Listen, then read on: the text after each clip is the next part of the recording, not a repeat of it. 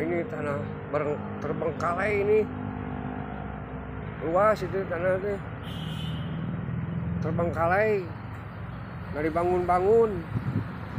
Ini rumput ilalangnya udah pada tinggi tuh, hampir 2 meteran.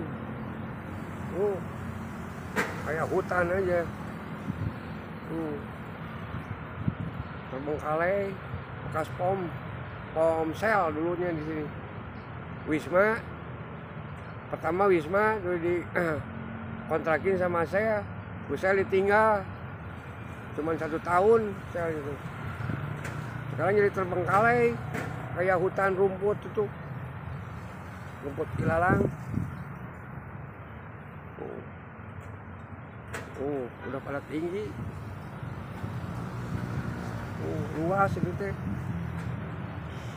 Bekas sel, pom bensin sel di Jalan Buah Batu. Nggak tahu kemana. 1 tahun berjalan tutup, ditinggal aja ini.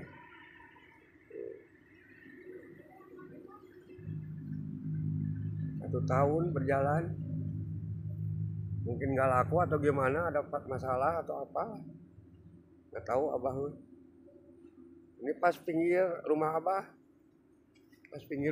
ini sebelah.